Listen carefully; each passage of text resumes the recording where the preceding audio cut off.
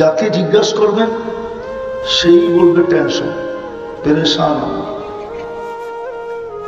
একজন লোক পাবেন না যে এই কথা বলবে যে আমার কোনো পেরেশানি নেই। সবাই বলে আমি পেরেশান। বড় যৌবনে যুবক ওরে জিজ্ঞাসা করলো আমি টেনশনে আছি। টাকার পাহাড় ওরে জিজ্ঞাসা করলো আমি টেনশনে আছি। প্রত্যেক ব্যক্তিকে আপনি জিজ্ঞাসা করেন, কেউ এই কথা বলবে না যে আমি টেনশন ফ্রি, আমি পেরেশান না। কেন আমরা পেরেশান? শুধু পেরেশান যদি নিজের ঘরে পেতাম তাইলেও মনকে বুঝাইতে পারতাম। আমাদের মতো তো নির্যাতিত মনে হয় দুনিয়ায় বর্তমানে কেউ নাই।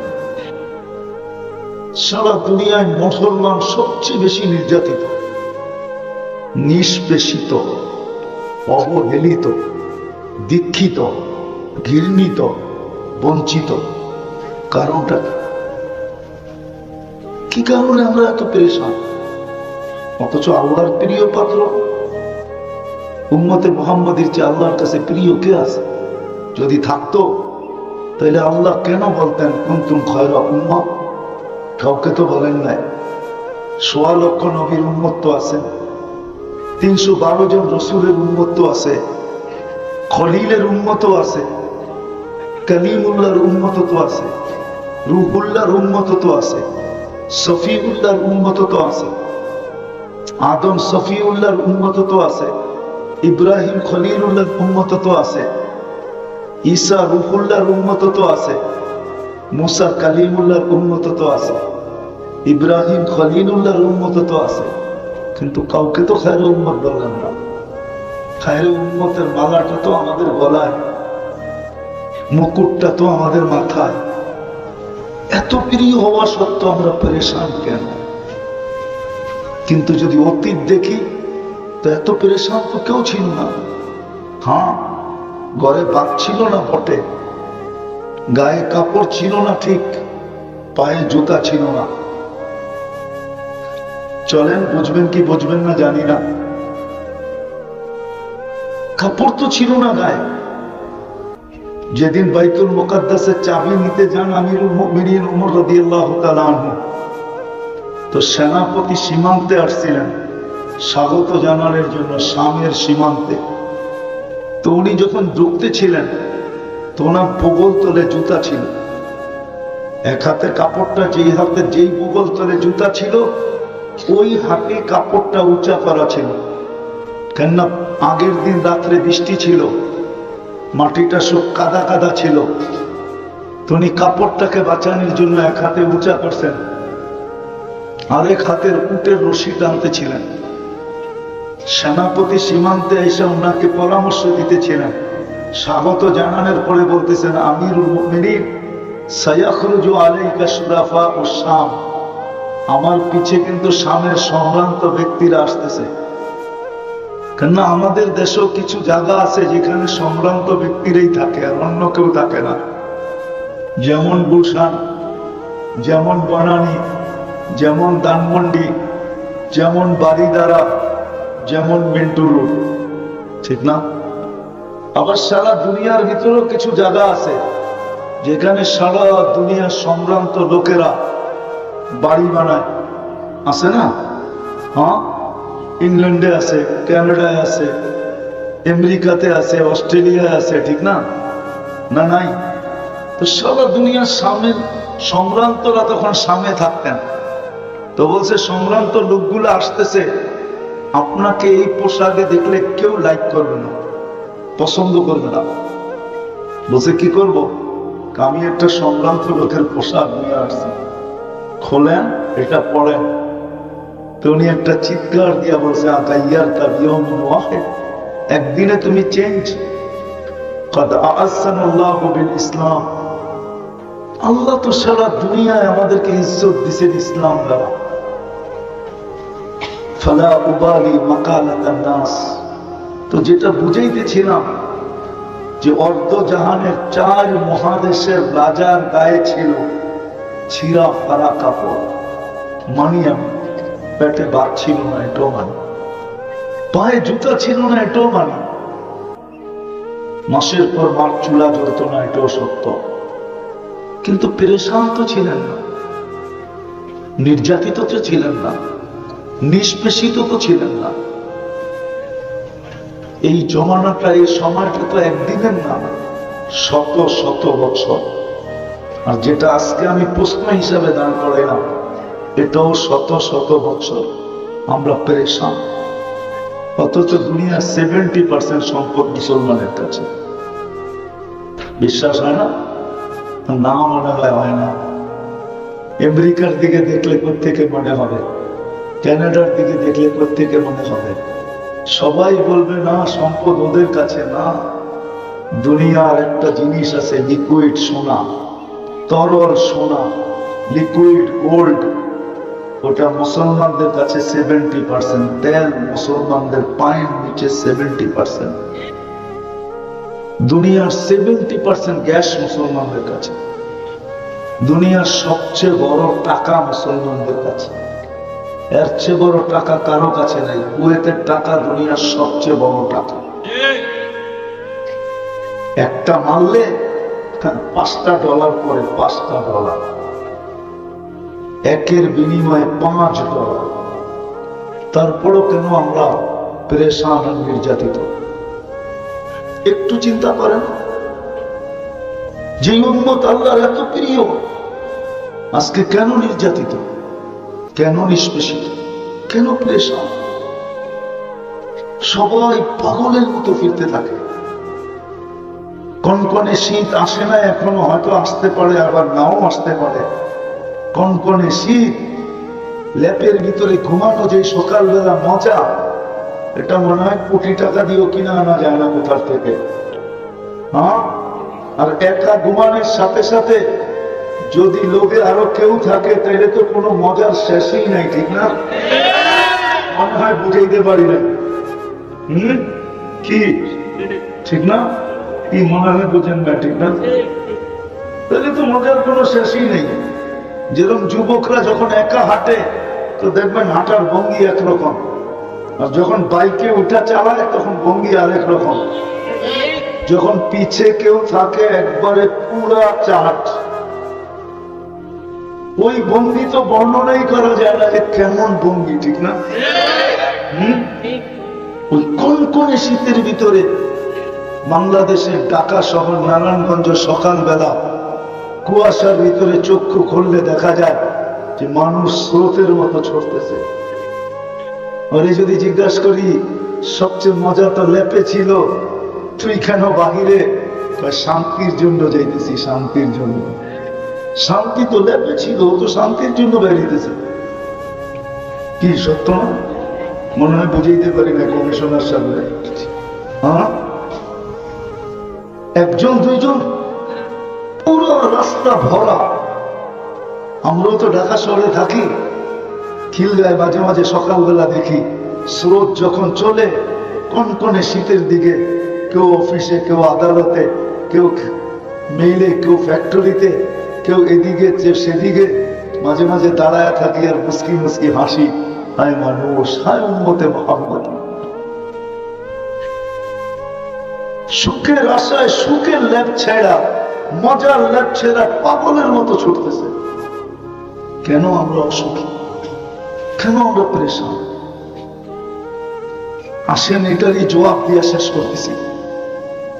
রাত্র পড়ায় 12:19 বাজতে চলছে। দীর্ঘ রাত পর্যন্ত মাইক চলুক, এটা পছন্দ করি না।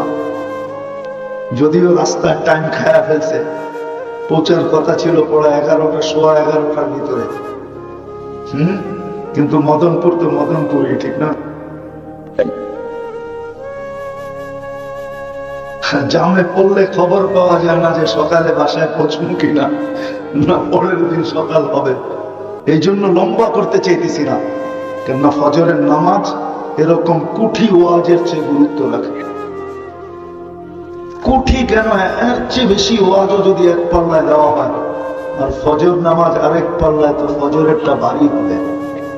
কেননা এই উম্মতের জন্য ফজরের নামাজ জান্নাতের ticket, ticket, ticket, ticket, ticket. এই জন্য আল্লাহ এটার নামই ভিন্ন দিয়েছেন, কুরআন আল ফাজরি কানা মাশহুদা।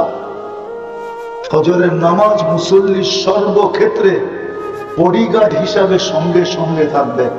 শুধু বডিগার্ড না, সর্বক্ষেত্রে ফজরের নামাজ আগে যাবে আর মুসল্লিকে বলবে তুমি চুপ থাকো, আমি সবকিছু আমি বুঝে নেব, সবকিছু আমি এটাকে প্রতিরোধ করব, সবকিছুর সামনে আমি দাঁড়াবো, তুমি চুপ। ওই ফজরের নামাজ ছুটে যায়, দীর্ঘ রাত পর্যন্ত ওয়াজ হয়ে যায়, এটা আমি পছন্দ করি। তো যেটা বুঝাইতেছিলাম, প্রশ্ন হোক আর কথা বলার ভঙ্গি হোক, যে যেই উম্মত আল্লাহর কাছে এত প্রিয়, এত ভালোবাসার পাত্র, আপনি আরেকটা দেখেন না, 60-70 বছর পাবো বটে, কিন্তু 70 বছরের হিসাব তো আল্লাহ আমাদের কাছে নিবেন না।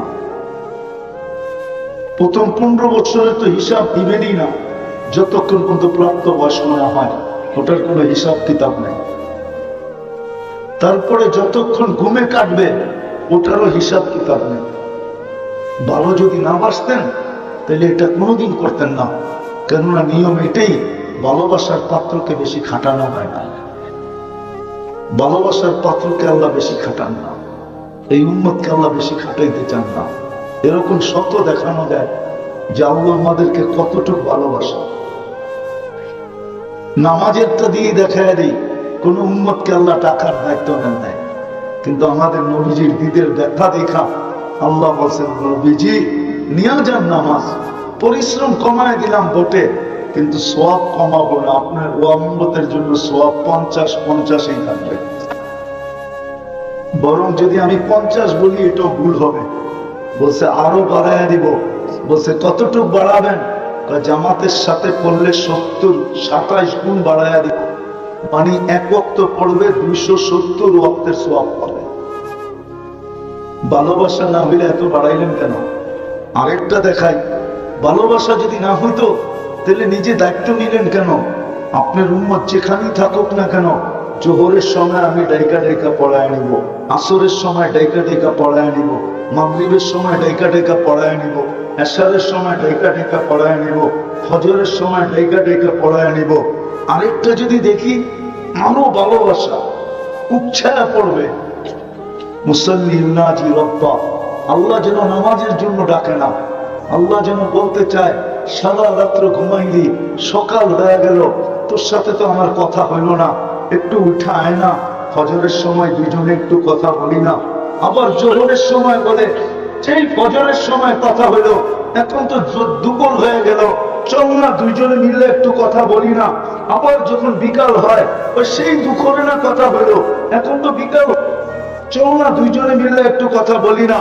আবার যখন মাগরিব হয়, সেই বিকালে কথা হয়েছে, এখন তো রাত্র হয়ে গেল, চল না দুইজনে মিলে একটু কথা বলি না। বলবেন এসা?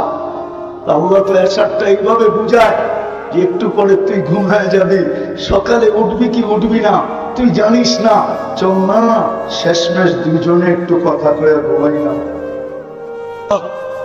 এই জন্য মনে হয় এসারের সময়টা কতটুকু ভালোবাসা হলে এরকম হতে পারে। আজকে ওই উম্মত নির্যাতিত কেন? কেন ওই উম্মত পেরেশান?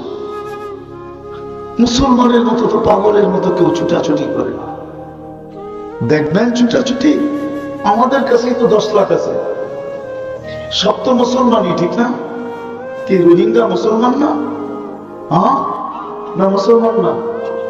10 লাখ তো আমাদের কাছেই ছুটে আসছে, ঠিক না? বাকি দুনিয়া দেখেন না, 12 লাখ আমাদের কাছেই তো ছুটে আসছে, ঠিক না? এত ছুটাছুটি কেন, এত পেরেশান কেন?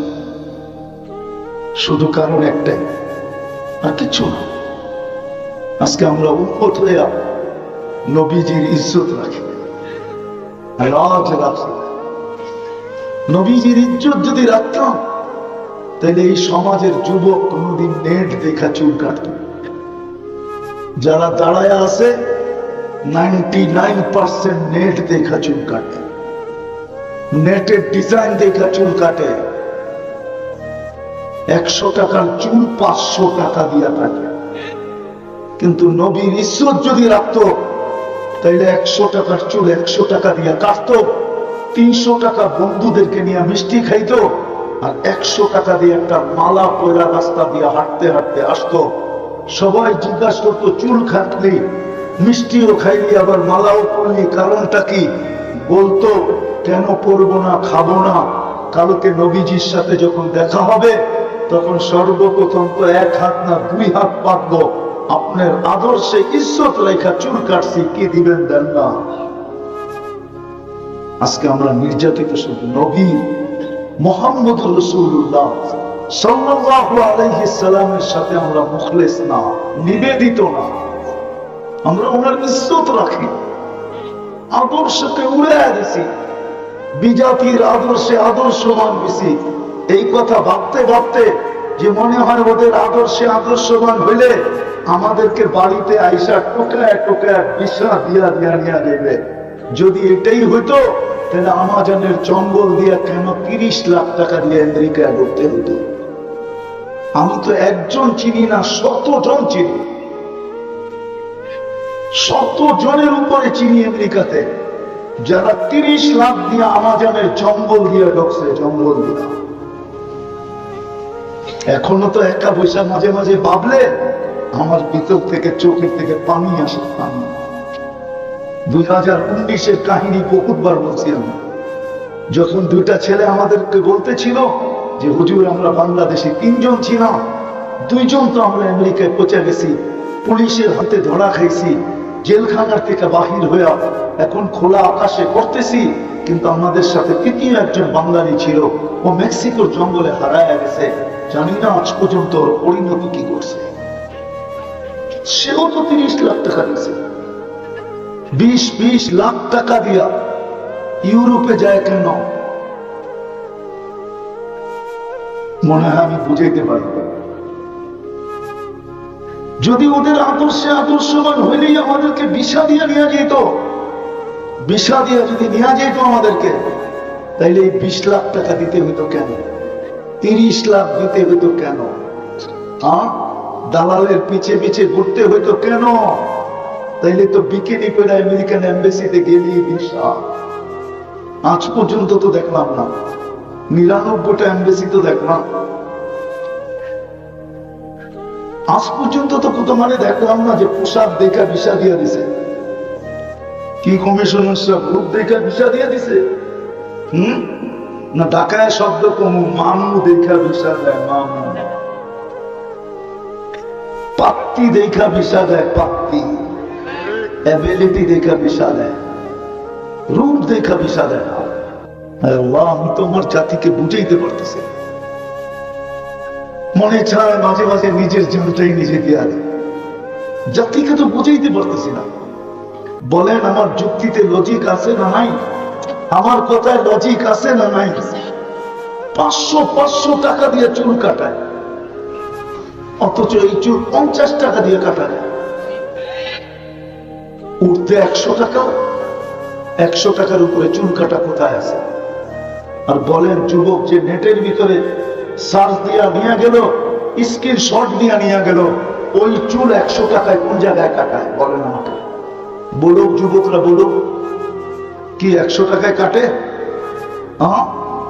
আরে বলে না কেন, 100 টাকায় কাটে চুল? না, 200, 300, 400, ঈদের সময় 1000 টাকা নেয়, 1000 টাকা। কিন্তু আমি যুবকদের পায়ে হাত রেখা বলবো, বলো তোমরা যে এই স্টাইলে চুল কাটো, নবীর দিলকে ছেদা করা এই স্টাইলে যে চুল কাটো, বলো আজ পর্যন্ত তোমাদের চুল দেখা কোন মেয়ে তোমাকে লেখা পাঠাইছে যে I.U? বলো, কি রাগ হয়ে গেল?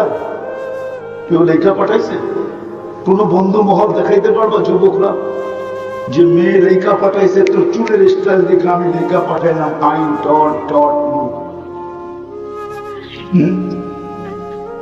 যদি কেউ না লেখা থাকে তো তুমি স্টাইলে চুল কাটো কেন?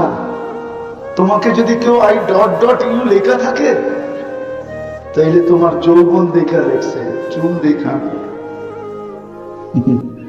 তোমার চুল দেখা না, বরং অনেকজনে কইছেও, অনেকজনে বলতেও পারে যে টিফিনকারীর বক্স রাইখা চুল কাটলি করতে কাটে না। কিছু চুল তো এরকম দেখা যায় মনে হয় পাটি একটা রাইখা চতুর্দিক দিয়ে কাইটা ছেড়ে দিছে। রাগ হলো না তোমাদের, পায়ে হাত, প্রশ্নও বলতে পারেন, কথা বলার ভঙ্গিও বলতে পারেন। যে উম্মতে মুহাম্মদী আল্লাহর কাছে এত প্রিয়, সত্য এটাই, উম্মতে মুহাম্মদী আল্লাহর কাছে বড় প্রিয়। দুই চারটা দেখাইলে হয়তো তুলনা করা যাবে এই উম্মত আল্লাহর কাছে কত প্রিয়। যদিও নাকি আমাদের ভিতরে অনুভূতি নাই যে আমরা আল্লাহর কাছে কত প্রিয়, আমাদের জন্য না, রাসূলুল্লাহ সাল্লাল্লাহু আলাইহি ওয়াসাল্লামের উম্মত হওয়ার কারণে আল্লাহর কাছে কতটুকু আমরা প্রিয়। দুই একটা দেখায় কথা আগে নিয়ে যাইতেছি। এই উম্মত যদি আল্লাহর কাছে প্রিয় না হইতো, একটাই কিন্তু 100টার মতো, সেঞ্চুরিও এত বড় হবে না, একটা যত বড় হবে। যদি ধ্যান দিয়া শোনেন তো বুঝে আসবে। এই উম্মতকে আল্লাহ কিয়ামতের দিন নিজের পক্ষে, নিজের পাশে সাক্ষী হিসাবে দাঁড় করাবে। কোরআন বলে শুহাদা আলান নাস। আল্লাহকে যদি প্রশ্ন করি, আল্লাহ আপনি তো আমাদেরকে নিজের পক্ষে নিয়ে নিলেন, আমাদের পক্ষে কাকে রাখলেন? তো এই আয়াতের ভিতরেই আছে ওয়ার রাসূলু শাহিদান আলাইকুম, ওয়ার রাসূলু শাহিদান আলাইকুম। আল্লাহ বলেন, বন্ধু তোমাদেরকে দিয়া দিলাম, আমি তোমাদেরকে আমার পক্ষে নিয়ে নিলাম। কতটুকু প্রিয় হলে আল্লাহ আমাদেরকে নিজের পক্ষে নেয়। একটাই কিন্তু 100 সমান। কিন্তু প্রশ্ন হলো, এই উম্মত এত প্রিয়, সর্বদিক দিয়ে খুলতে গেলে অল্প সময় যথেষ্ট হবে না। এই উম্মত কত প্রিয় আল্লাহ। আরেকটা উদাহরণ দিই, পুরা নারায়ণগঞ্জের উলামা কেন বাংলাদেশের উলামা একমত হবে যে কোন উম্মতকে আল্লাহ মাফ করার জন্য ডাকেন নাই, কিন্তু সারাদিন আল্লাহ হাত প্রসারিত করে রাখেন, ইয়াবসুতু ইয়াদাহু নাহারান, যেন আমরা সারা দিন যেই কোনো মুহূর্তে আল্লাহর দিকে হাত বাড়াই, তওবার হাত উঠাই, আর আল্লাহ আমাদেরকে মাফ করেন। এই জন্য হাত প্রসারিত করে রাখেন। লিয়াতুবা মাসিআল লাইল, রাত্রের নাফরমান যেন দিনে তওবা করে নেয়, সন্ধি করে নেয়। আবার রাত্রেও একটা সময় পর্যন্ত হাত প্রসারিত করে, 3 ভাগের 1 ভাগ পর্যন্ত। ওটা পড়ায় 10টার সময় অতিবাহিত হয়ে গেছে, এখন বাজে পড়ায় 12টা 8, 3 ঘন্টা 3 ভাগের 1 ভাগ পর্যন্ত প্রসারিত থাকে। তারপরে প্রথম আকাশে চলে আসা এই উম্মতকে মাফ করার জন্য ডাকতে থাকেন। কত প্রিয় হইলে ডাকেন বলে? কোন উম্মতকে তো এইভাবে ডাকলেন না। কিন্তু আসল কথায় আসি, যে উম্মত আল্লাহর কাছে এত প্রিয়, আজকে ওই উম্মত সারা দুনিয়ায় এত পরেশান কেন? আজকে সারা দুনিয়া আমরা পরেশান, এই উম্মতের চেয়ে পরেশান কেউ নেই। আজকে ওই উম্মত নবীর আদর্শ মানে না, ওই যুবক মানে না, ওই নারী মানে না, ওই পুরুষ মানে না। যারা সবচেয়ে বেশি আলোকিত তারাও মানে না, শিক্ষিত লোকগুলা মানে না, এরা বলে আলোকিত। বুদ্ধিজীবীরাও মানে না। হায়, কতদিন ইচ্ছা স্বাধীনতা দিছে বিদায় আজকে যেমন খুশি তেমন চলতে পারি, শুধু ইচ্ছা স্বাধীনতার কারণে। নাইলে আল্লাহ বলবে আর আপনি চলবেন না, এটা কোনোদিন পসিবল ছিল না, ইম্পসিবল। আল্লাহ বলে, আকাশ দেখোস না, খুঁটি ছাড়া দাঁড় করায় রাখছি, ইচ্ছা করলে তোকেও নাচাইতে পারে। দেখোস না মহাশূন্যে তোদের চেয়ে 13 লক্ষ গুণ বড় সূর্যটা ভাসমান। যখন বড় 13 লক্ষ গুণ, তো ওজনও 13 লক্ষ গুণ, তোদেরটাও তো ভাসমান। সূর্যের পিছে 66,000 মাইল পার ঘন্টা গতিতে দৌড়াইতেছে, 1000 মাইল পার ঘন্টায় ঘুরতেছে।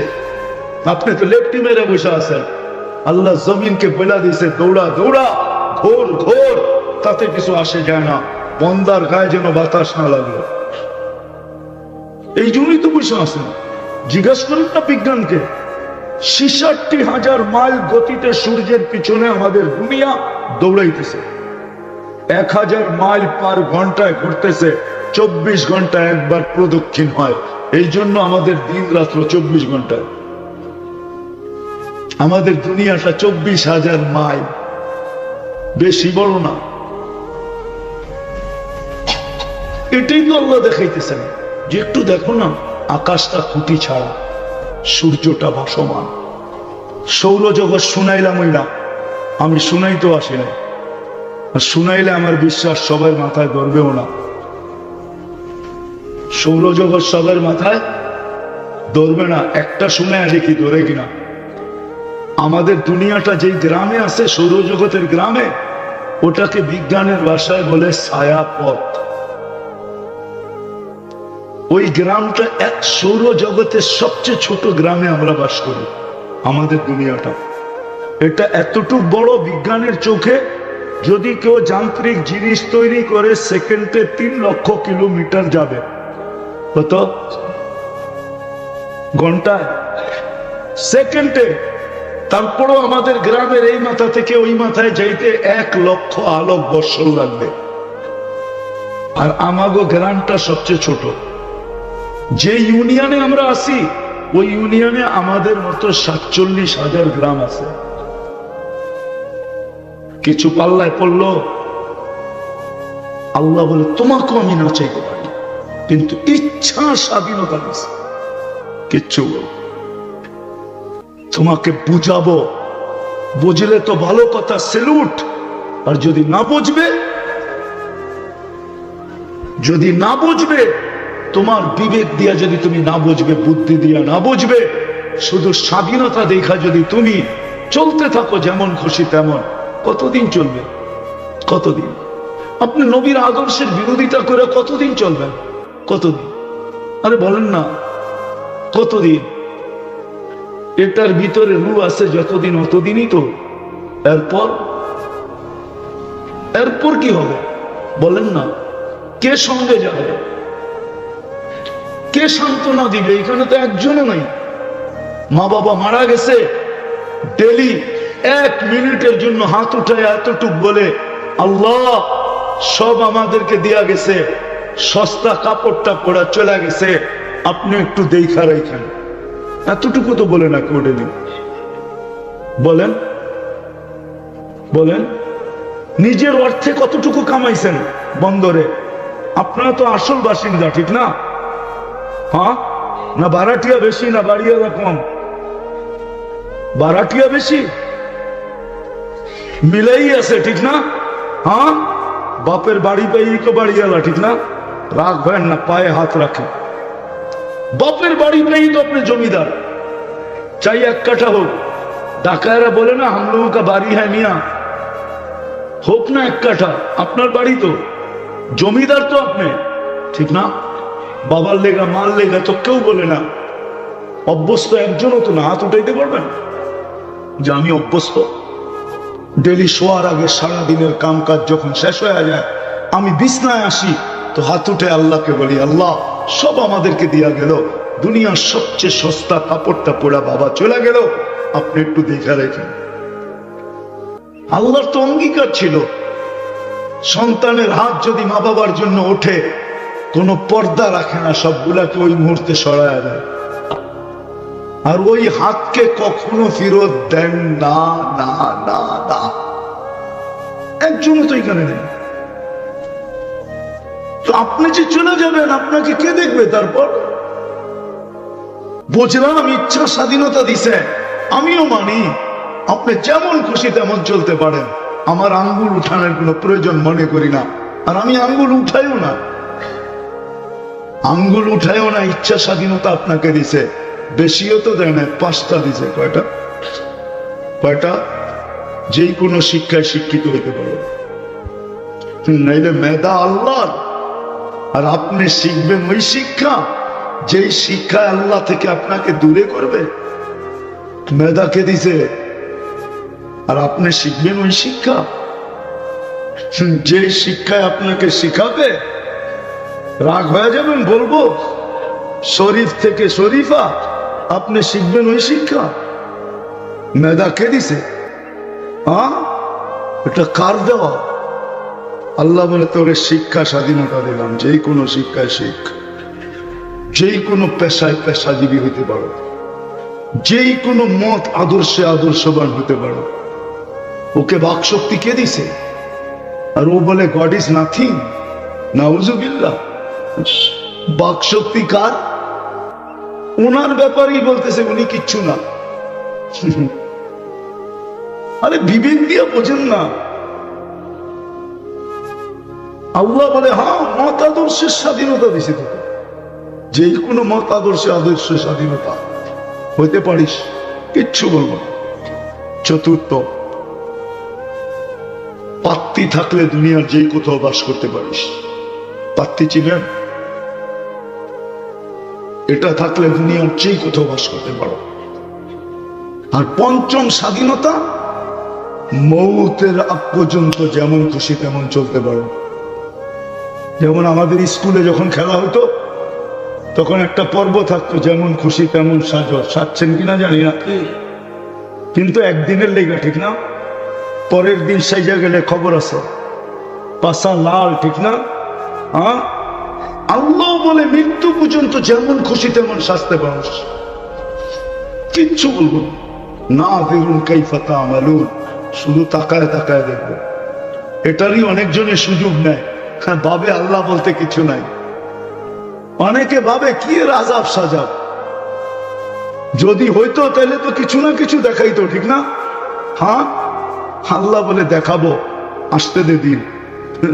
আল্লাহ বলে তাকায় থাকবো, না বেরুন কাইফা তা'মালুন, তুই করিস কি? দ্বিতীয় আল্লাহ বলে ইন্নী মিনাল মুনতাযিরিন, আমি অপেক্ষায় আছি। সীমা রেখায় তুমি কোন দিন পা দিবে আর তোমার উপরে থাবা মেরা উঠাবো। আল্লাহকে যদি বলি আল্লাহর জানা ছিল একসময় টেকনোলজির যুগ হবে, দুনিয়া মাটিকে জয় করে আকাশ জয় করতে চেষ্টা করবে। এই জন্যই সৃষ্টির আগে ঘোষণা দিয়ে লেখা রাখছেন ওয়ালাউ ফি বুরুজিন মুশাইয়্যাদা, তুই যত ধরনের প্রতিরোধ করতে পারিস করিস, তার ভিতর থেকে আমরা উঠায় নিয়ে আসবো। তো লাইফ সাপোর্টও খবর রাখবে না আমরা কখন নিয়ে আসলাম। নাম কি? লাইফ সাপোর্ট মেশিন না আছে না একটা, কই রাখছে? লাইফ সাপোর্টে, ঠিক না?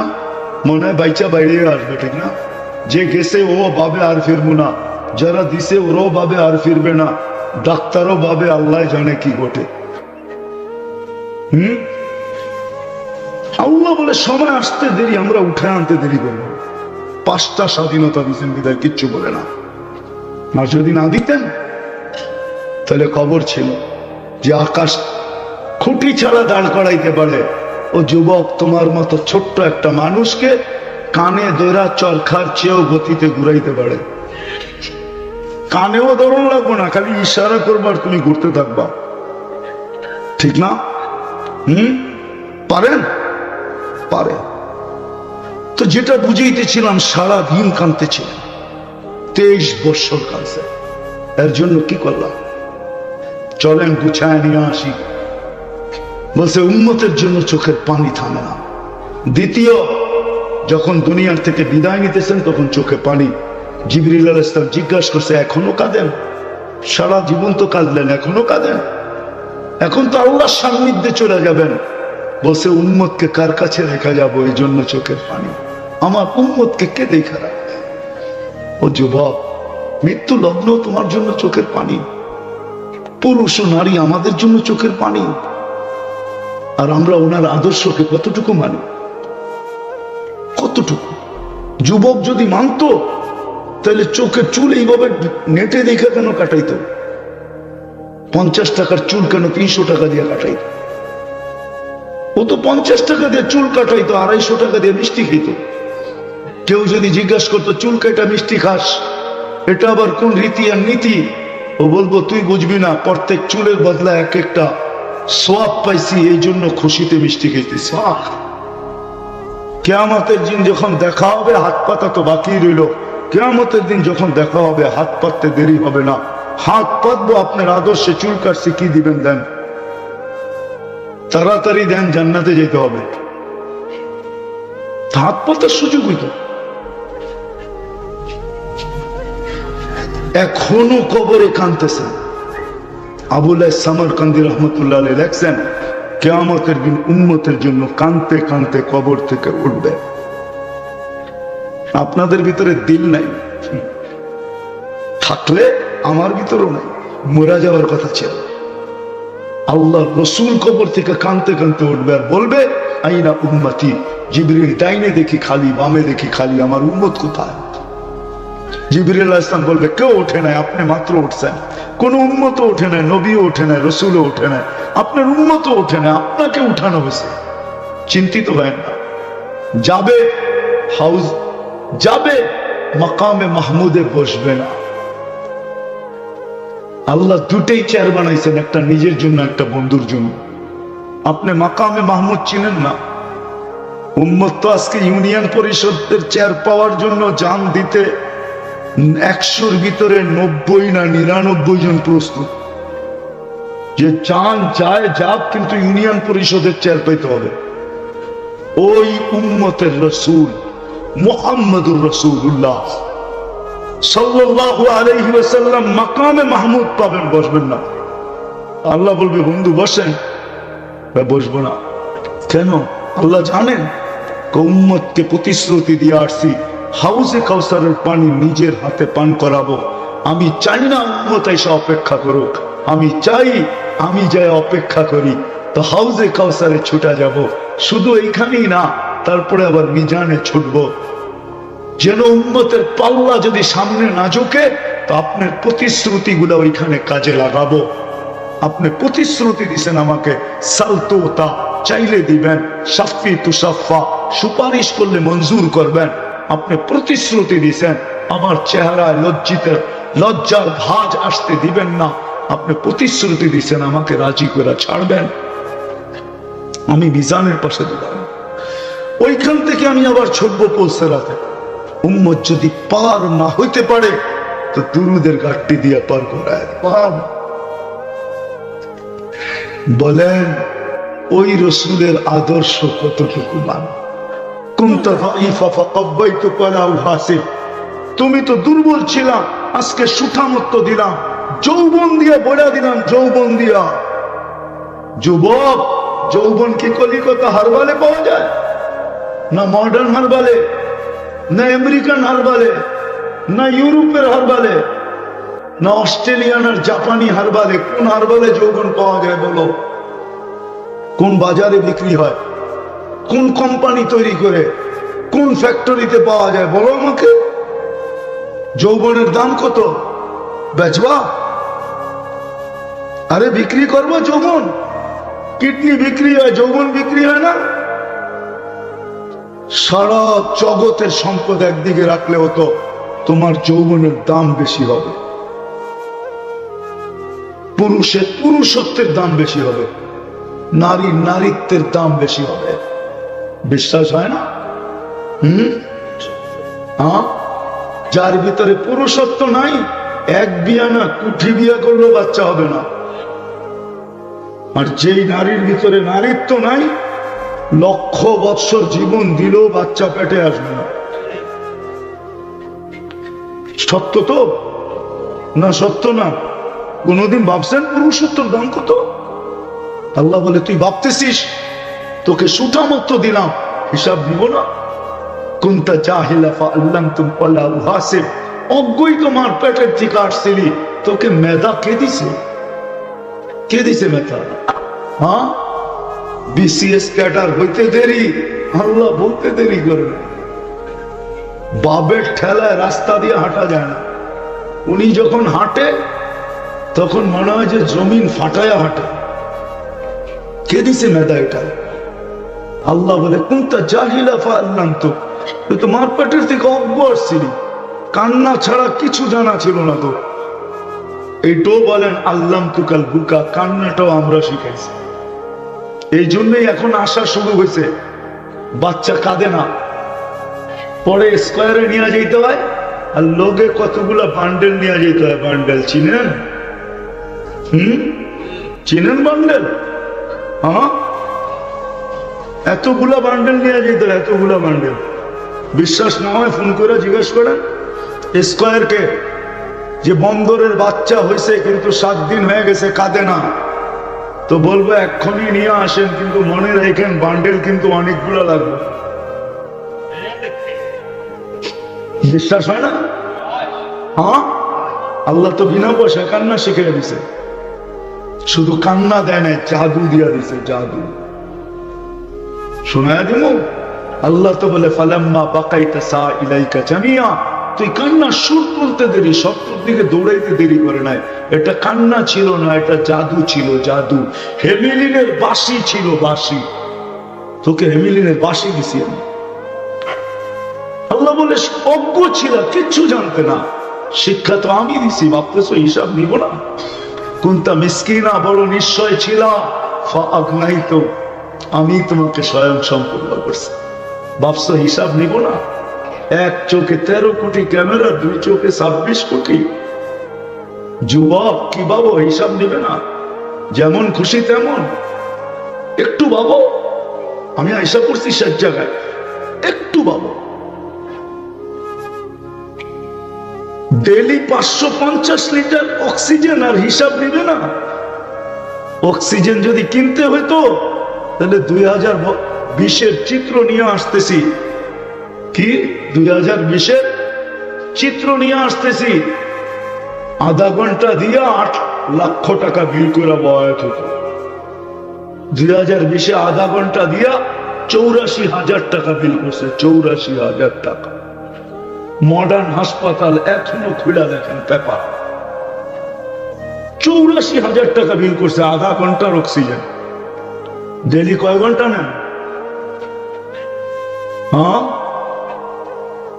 স্বাভাবিক ভাবে নেন না অস্বাভাবিক? শুধু স্বাভাবিকের অক্সিজেন নেওয়ার জন্য ডাক্তারের টিমকে বলছে স্বাভাবিক অক্সিজেন নিতে দে, এটাও বলে নাই কয় দিন, কয় মাস, কয় বছর, বলছে খালি নিতে দে, আমার সমস্ত সম্পত্তি তোকে লেখা দিব, এটাও পত্রিকা লেখা আছে। বিশ্বাস হয় না? নাম ভুলে গেছেন না তো তাড়াতাড়ি, আমি নাম বললাম না। কতবার নেই ডেলি, কতটি? 24 ঘন্টা অক্সিজেন নেই। কয় লিটার নেন? 550 লিটার নেই, লিটার। আল্লাহ বলে তোর থেকে হিসাব নিব না? ডেলি 1,60,000 বার শ্বাস প্রশ্বাস নেস, তোর থেকে হিসাব নিব না? 80,000 বার তোর ভিতর থেকে কার্বন ডাই অক্সাইডকে আমি বাহির করি, 1 বার না, 2 বার না, 100 বার না, 1000 বার না, 80,000 বার। 24 ঘন্টায়, বিজ্ঞানকে জিজ্ঞেস করেন না, 80,000 বার যুবক তোমার ভিতর থেকে কার্বন ডাই অক্সাইডকে বাহির করে। যদি 24 ঘন্টা বাহির না করতো, তাফালিন, রাগ হয়ে গেল? কি বন্দরে কর্তা তাফালিন, ঠিক না? 24 ঘন্টার পরে হয়তো মাটির নিচে মেলে হাসপাতালের বেডে। জিজ্ঞাসা করো বিজ্ঞানকে। হুন্ডালয়া বাবলয়া চলতা, তাই না? আর পিছে কেউ থাকলে তো কোনো কথাই নেই, ঠিক না? আবার 14 তারিখে দিতা ফুল, 31st নাইট কাপায়া দিতা দুনিয়া। আল্লাহ বলে 80,000 বার তোর থেকে বের করি, ভাবতেছিস হিসাব নিব না? 80,000 বার তুই অক্সিজেন নেস, 36 বার তোর কিডনিকে ডায়ালিসিস করি, 36 বার। কিডনির রোগী যখন পুরান হয়ে যায় না, নতুন নতুন 4 ঘন্টা লাগে, আর যখন পুরান হয়ে যায় তখন একবার ডায়ালিসিসে 6 ঘন্টা লাগে, 6 ঘন্টা। বিশ্বাস হয় না? এখন ফোন করেন আপনার, 6 ঘন্টায় একবার ডায়ালিসিস, আর আল্লাহ 24 ঘন্টায় করেন 36 বার ডায়ালিসিস। যুবক, তো পায়ে হাত রাখি, তুমি গুনাহ করতে থাকো আর আল্লাহ কিডনি ডায়ালিসিস করতে থাকে। তুমি গুনাহ করতে থাকো, তোমার কার্বন ডাই অক্সাইডকে আল্লাহ বাহির করতে থাকে। নাইলে জায়গাটা জায়গায় সাইজ। আল্লাহ বলে ভাবতেছিস হিসাব দিব না? তোকে আমি নিশ্চয় অস্তিত্ব দিলাম, তারপরে আমি সাজাইলাম। যখন আসছিলে তোমার চক্ষু ছিল, দৃষ্টিশক্তি ছিল না। আতাইতুকা আইনানে তানদুরু বিহা ওয়ালা উকাসিব। আর পেটের থেকে যখন আসছিলে তখন তো তোমার চক্ষু ছিল, দৃষ্টিশক্তির কার্যকারিতা ছিল না। আমরা সাজায় দিছি। এখন তুমি দেখো, ভাবছো হিসাব নিব না? চলেন আসল জায়গায় আসি। ওই রসুলের আদর্শ আমাদের ভিতরে কতটুকু আছে, যিনি 24 ঘন্টায় আমাদের জন্য চোখের পানি শুকায় না। একটু ভাবেন, আজকে বন্দরের মানুষ একটু ভাবেন, একটু ভাবেন। যার উম্মত হিসাবে আপনি নির্বাচিত, স্বয়ং আল্লাহ নির্বাচিত করছেন। ইলেকশনের মাঝে না, সিলেকশনের মাঝে, ইলেকশনের মাঝে না, কুদরতি হাতের পাছায়ের মাঝে। ইলেকশনের মাঝে না, ভালোবাসার সর্বস্ব উজাড় করার মাঝে। এই উম্মতের মতো ভালোবাসা আল্লাহ কারোর সাথে নেই। বিশ্বাস হয় না? ওলামা বসা আছে, জিজ্ঞেস করেন অতীত উম্মত গুনাহ করতে দেরি, সাথে সাথে ঢোল বাজাইতে দেরি হতো না, গুনাহ প্রকাশ হইতে দেরি হতো না। অতীত উম্মত যাকাত দিত বটে 10%, 2.5% না হতো।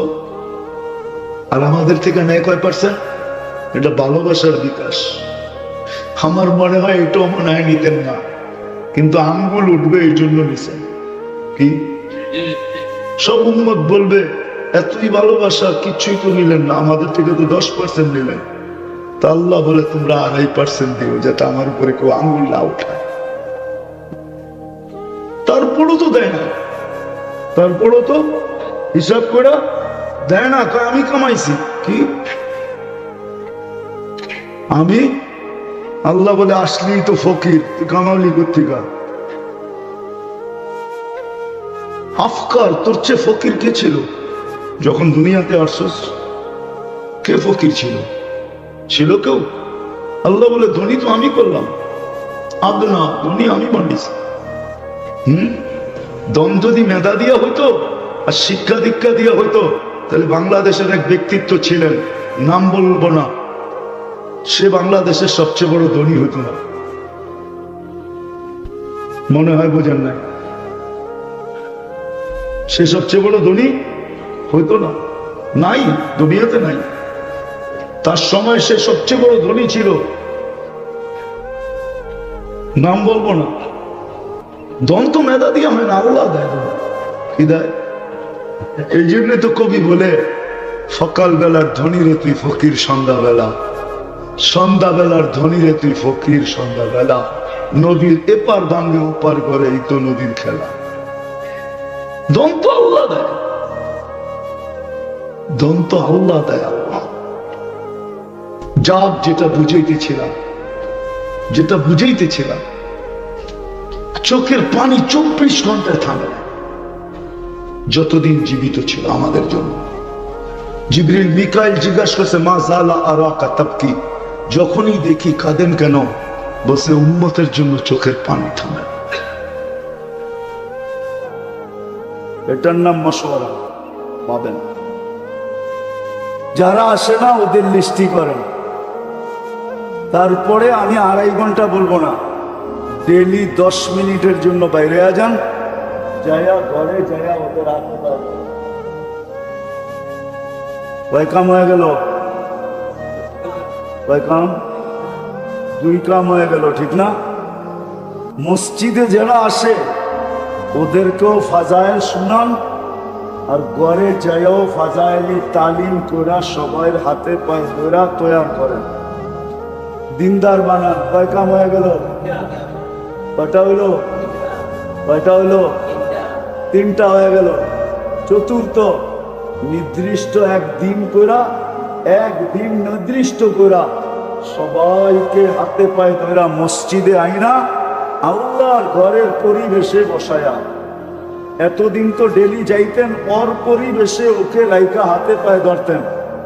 একটা কাহিনী মনে উঠছে, বলে ফেলবো? আমি কিন্তু কাহিনীতে বিশ্বাস করতো না, কিন্তু মনে উঠছে, কি করবো, বলে ফেলি। দেখি আপনাদের কাজে লাগে কিনা। এক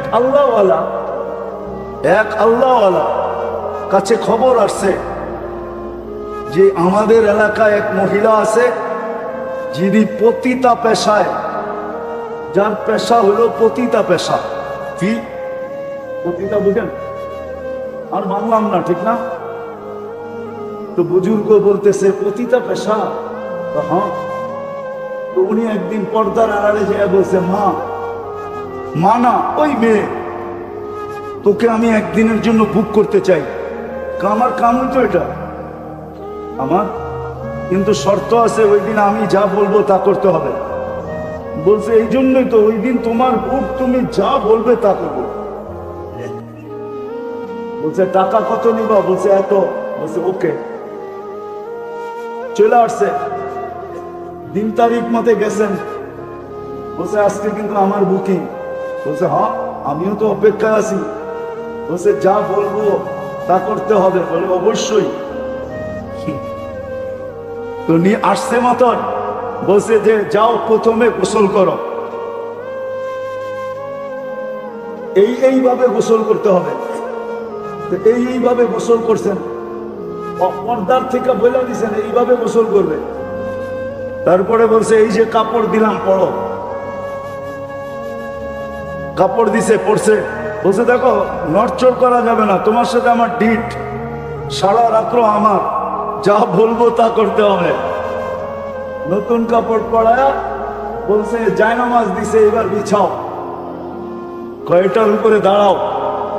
পশ্চিম দিকে মুখ করে দাঁড়াইছে, পর্দার আড়াল থেকে হাত উঠে আল্লাহকে বলছে এই পর্যন্ত আমার দায়িত্ব ছিল, আমি আইনা মুসল্লায় খাড়া করায় দিছি, বাকি হেদায়েত আপনার দায়িত্ব, দিলে দিলেন, না দিলে না দিলেন। কাবার কসম, আমি হাফিজ হুজুরের মুখ থেকে শুনছি, নাইলে আমি বলতাম না। যার তার কিসসা আমি বয়ান করি না, আমি হাফিজ হুজুরের মুখ থেকে আমার এই কানে শুনছি। হাফিজ হুজুরে চিনেন? কামরাঙ্গীর চর মাদ্রাসার হাফিজ হুজুরের মুখ থেকে শুনছি। মহিলা বলে একটা চিৎকার দিছে, আর দিয়া বলছে মালিক তওবা করে ফেললাম। সপ্তাহে একদিন মহল্লাবাসীদেরকে ঘরে আনেন, আল্লাহর ঘরে আইনা, এটার নামই গাছ। আইনা দোয়া করেন, আল্লাহ এতদিন যায়া বুঝাইছি ওর পরিবেশে, আজকে নিয়ে আসছি তোর পরিবেশে। এই পর্যন্ত আমাদের দায়িত্ব ছিল, বাকি তুই জানোস। হেদায়েত দিলে দে, না দিলে না দে। সপ্তাহে একদিন গাছতে মহল্লাবাসীকে আনেন, আইনা আইনা, এই কথা আল্লাহকে বলেন। রাখবেন না তাবলীগওয়ালারা, পায়ে হাত রাখি, পায়ে হাত।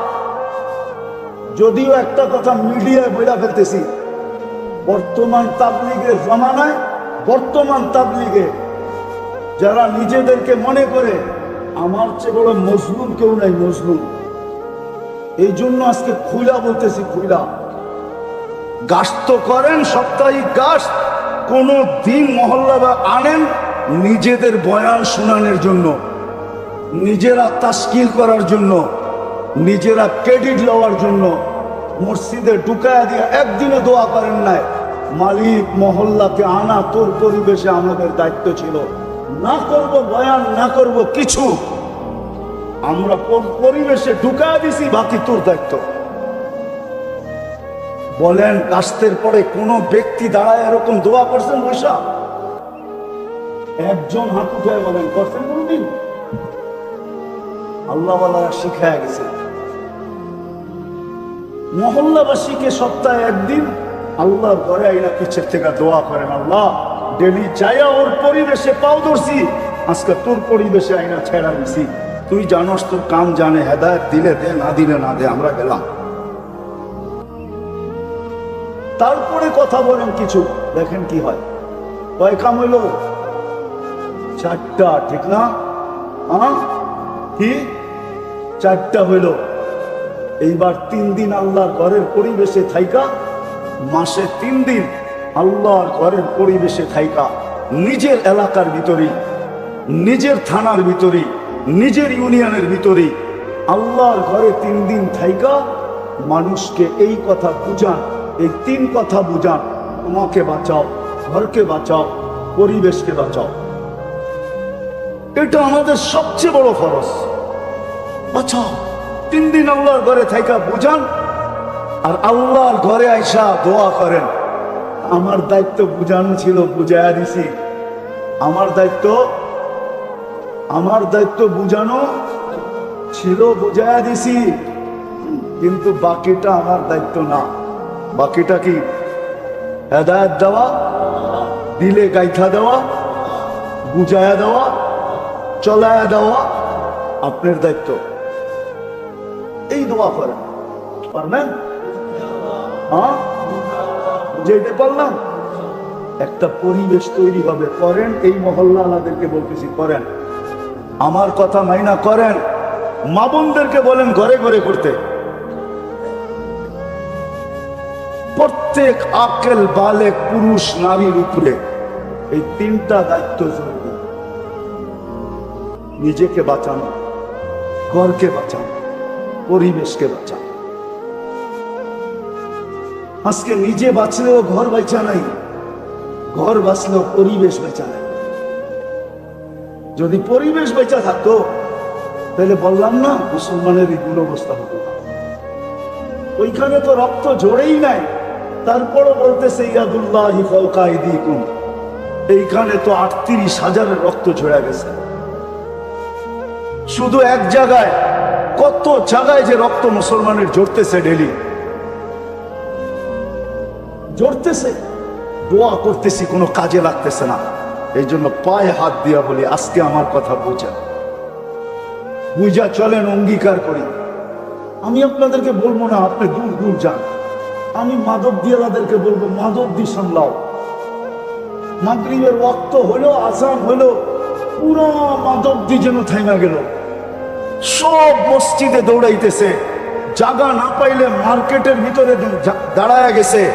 দোকানদার দোকানে, মার্কেটওয়ালা মার্কেটে, ফ্যাক্টরিওয়ালা ফ্যাক্টরিতে, অফিসওয়ালা অফিসে। আরে রাস্তাওয়ালা রাস্তায় দাঁড়ায় গেছে। কেন দাঁড়ায় গেছো? 3 রাকাত পড়া সালাম ফিদাইতে দেরি, 7 বার পড়তে দেরি, জাহান্নাম থেকে মুক্তির পরওয়ানা লইতে দেরি হবে না, এই জন্য দাঁড়ায় গেছে। মাধবদীর হাইওয়ে পর্যন্ত যেন জাম হয়ে যায়, হাইওয়ে মানুষ দাঁড়ায় যায়। এত মানুষ মসজিদে জায়গা পাবে কোথায়? হাইওয়ে জামাত হইতেছে। মাধবদী সামলান, নরসিংদী সামলান।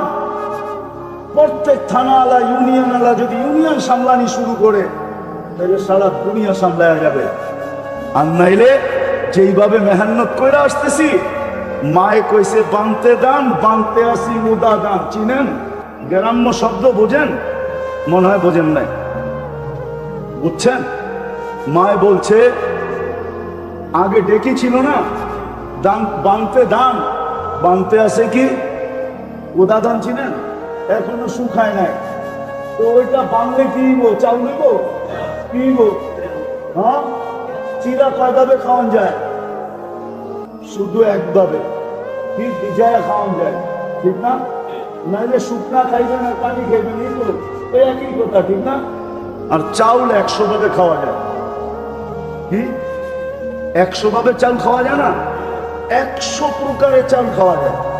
কি দরকার হলে জাউ রান্ধেন, দরকার হলে খিচুড়ি রান্ধেন, দরকার হলে পোলাও রান্ধেন, দরকার হলে কাচ্চি রান্ধেন, দরকার হলে ভাত রান্ধেন, দরকার হলে খিচুড়ি রান্ধেন।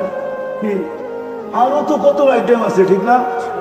দরকার হলে পাউডার বানান, রুটি বানান, দরকার হলে পিঠা বানান, ঠিক না? আর কথা শোনাবো আপনাদের। এখন তাবলিগ করতেছি এইভাবে, করতে কইছে তাবলিগ করতেছি উদাদানের মতো। এই জন্য মেরে দোস্ত পায়ে হাত দিয়া বলি, সামলান মাধবদী ওয়ালারা, মাধবদী সামলান। পারবেন?